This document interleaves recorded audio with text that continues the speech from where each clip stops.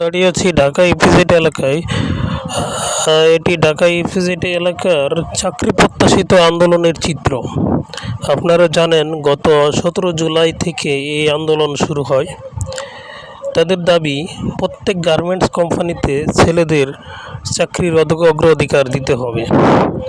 তারা জানিয়েছে যে আমরা যে কোনো কোম্পানিতে চাকরির জন্য গেলে তখন আমাদেরকে দূর দূর করে তাড়িয়ে দেওয়া হয়, বলা হয় যে ছেলেদের চাকরি নেই, ছেলেদের চাকরি দেওয়া হয় না। আসলে ছেলেরা কি করবে? ছেলেরা খুবই হতাশ হয়ে আজ মাঠে নেমেছে এই চাকরির জন্য। তাদের দাবি যে একটি মেয়েকে যদি চাকরি দেওয়া হয় তাহলে একটি ছেলেকেও চাকরি দিতে হবে। তো এই আন্দোলন চলতেছে গত 3 দিন যাবৎ। 17 আগস্ট থেকে শুরু হয়েছে। 17 আগস্ট সীমিত আকারে চললেও 18 আগস্ট বিভিন্ন কোম্পানি লাঞ্চের পর মানে দুপুরের পর ছুটি ঘোষণা করে এবং আজ সকাল থেকেই কোনো ফ্যাক্টরিতে এই ইপিজেডে কোনো কোম্পানিতেই এই আন্দোলনকারীরা কোনো গার্মেন্টস শ্রমিককে ঢুকতে দেয়নি। তারা চায় যে আমাদের দাবি যৌক্তিক দাবি, এই দাবি মেনে নিতে হবে।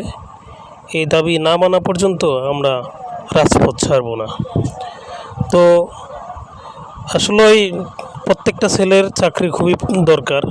একটি ছেলে বলছিল যে যদি একটি মেয়ে চাকরি পায় তাহলে সে আমাকে পালবে না, কিন্তু আমি যদি একটি চাকরি পাই তাহলে আমি আমার ওয়াইফকে পালবো, আমার সন্তানকে পালবো।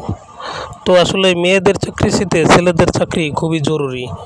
তো তাই এই চিন্তা করে আর কোনো রাস্তা খুঁজে না পেয়ে তারা আজ চাকরির সন্ধানের জন্য চাকরি না পেয়ে আন্দোলনে নেমেছে এই মাঠে ময়দানে। তো বন্ধুরা, ব্যাপারটি আপনি কিভাবে দেখছেন কমেন্ট করে জানাবেন। আসসালামু আলাইকুম।